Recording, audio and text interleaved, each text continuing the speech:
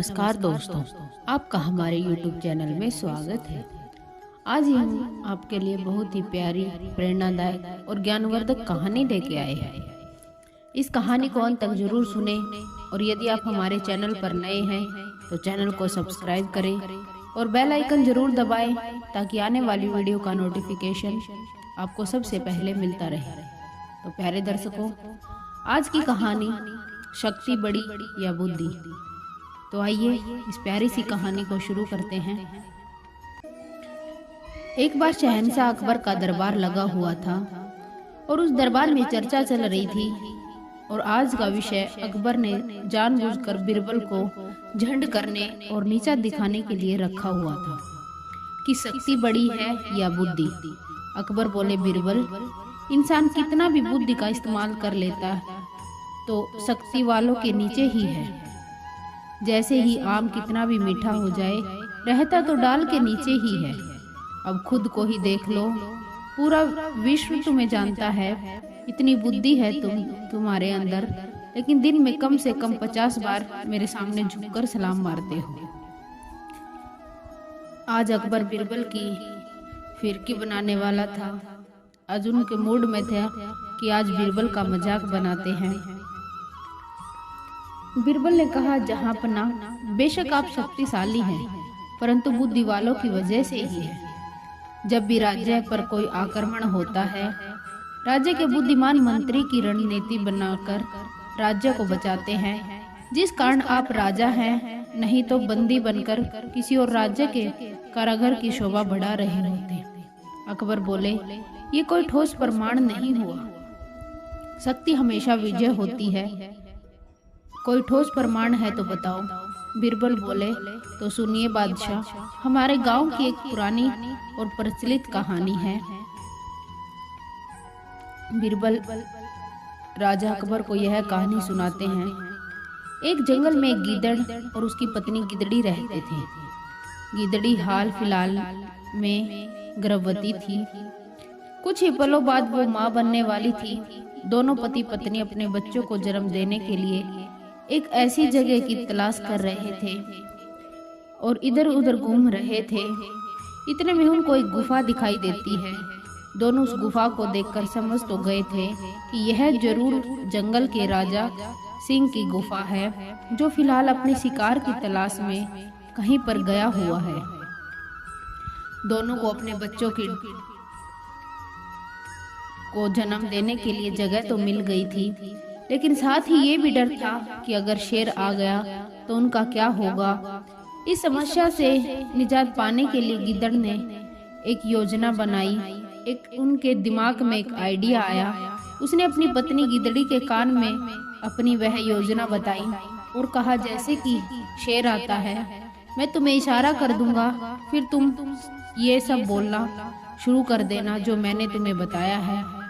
असल में दोनों ने इस योजना में अपने नाम बदल लिए थे और शेर को भयभीत करने की अच्छी तरह से ठान ली थी। गिदड़ी जो यह योजना समझ गई थी, बोली, ठीक है गिदड़ जी, मैं जैसा आपने बोला मैं वैसा ही बोल दूंगी। गिदड़ गुफा की छत पर जाकर बैठ गया ताकि वहां से शेर के आने का उन्हें संकेत मिल जाए। थोड़ी देर बाद गिदड़ी ने धीरे धीरे 4 बच्चों को जन्म दिया। गिद्दड़ के कानों में जब बच्चों के रोने की आवाज गई, वह बहुत खुश हुआ। अब दोनों माँ बाप जो बन गए थे, लेकिन इस बीच गिद्दड़ ने जंगल के राजा शेर को अपनी गुफा की ओर आते देखा। गिद्दड़ ने तुरंत अपनी पत्नी को शेर के आने की खबर दी और जो उसने बात बताई थी वो उसने कहना शुरू कर दिया। अब देखते हैं कि उनकी योजना क्या थी। गिदड़ ने यह बात सुनते ही अपने बच्चों को रुलाना शुरू कर दिया। शेर जो अपनी गुफा के करीब आ गया था, बच्चों की आवाज सुनते ही झाड़ियों में छुप गया और देखने की कोशिश करने लगा कि आज मेरी गुफा में कौन घुस आया है। वहां दोनों की जो योजना उन्होंने बनाई थी वो शुरू हो चुकी थी। गिद्दड़ ने गुफा की छत से आवाज लगाई और थोड़ा भारी आवाज बनाकर बोला, अरे ओ मेहरारू, आज बच्चे क्यों रो रहे हैं? नीचे से गिद्दड़ी ने आवाज लगाई, बोली, सिंह पछाड़ जी, ये जिद्दी बच्चे आज खाने में सिर्फ शेर का कलेजा मांग रहे हैं। शेर ये बात सुनते ही सफेद हो गया और सोचने लगा कि ये कौन सी बला आ गई है जंगल में, जिन्हें खाने में शेर का कलेजा चाहिए। और इसका तो नाम भी सिंह पछाड़ है। सिंह पछाड़ नाम की दहशत उनके मन में बैठ गई। फिर ऊपर से गिद्दड़ बोलता है, ठीक है, किसी शेर को दिखने दो, आज तुम्हें शेर का कलेजा ही खिलाता हूँ। यह बात सुनते ही जंगल का राजा शेर वहां से ऐसे भागा जैसे आज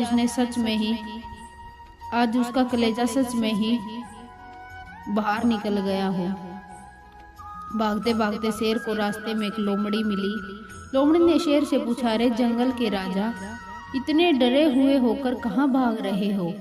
शेर बोला, काहे का जंगल का राजा, आज तो बाल बाल बचा हूँ, नहीं तो मेरा कलेजा खा जाते। न जाने जंगल में कौन सी बला घुस आई है। लोमड़ी ने कहा, अरे ऐसा क्या हुआ, मुझे ठीक ठीक बताओ। शेर ने उसे सारी आप बीती सुनाई। ये सुनते ही लोमड़ी जोर जोर से हंसने लगी। शेर ने कहा, मेरी जान पर बन आई है और तू हंस रही है। लोमड़ी ने कहा, अरे जंगल राज, तुम जितने खतरनाक हो उतने ही नासमझ भी हो। तुम्हारी गुफा में कोई बला नहीं आई, बल्कि जंगल के ही जानवर गिद्दड़ और गिदड़ी हैं, जिन्होंने तुम्हारी गुफा में बच्चे दिए हैं और तुम्हारे आने के डर से उन्होंने ये सब खेल रचाया है। मैं कब से बैठी वहाँ उनका सब ये खेल देख रही हूँ।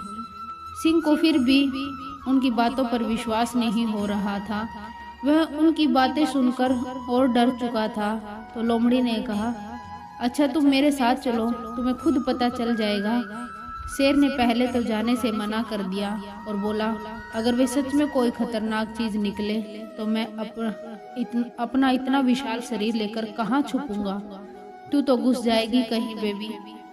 काफी कहने के बाद शेर चलने के लिए राजी हो गया, लेकिन उसने लोमड़ी को अपनी पूंछ से बांध लिया और बोला, अगर मैं मरा तो तू बचकर कहाँ जाएगी? फिर दोनों सिंह की गुफा की ओर चल दिए। अब गिद्दड़ ने फिर देखा कि शेर दोबारा आ रहा है। अब तो साथ में एक लोमड़ी भी है। लोमड़ी को साथ देखकर गिद्दड़ तुरंत सारा माजरा समझ गया। उसने झट से दोबारा एक योजना बनाई और दोबारा गिद्दड़ी को अपनी योजना समझा दी।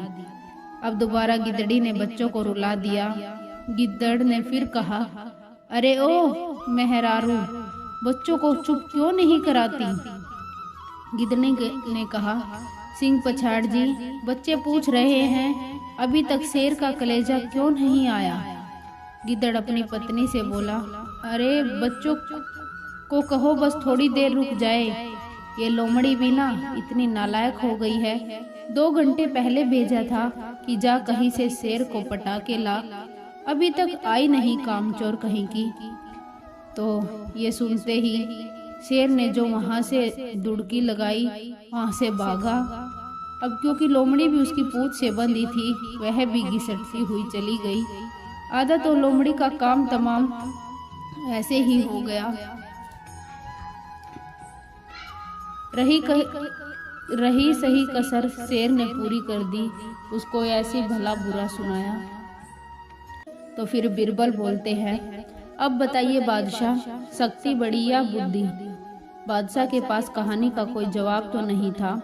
वो बोले, इसका मतलब तुम भी मानते हो बिरबल कि मैं शेर हूँ और तुम गिद्दड़?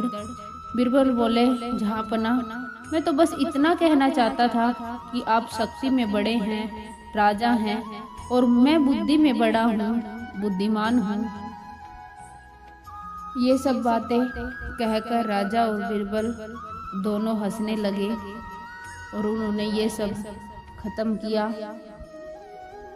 तो प्यारे दर्शकों, कैसी लगी आज की कहानी?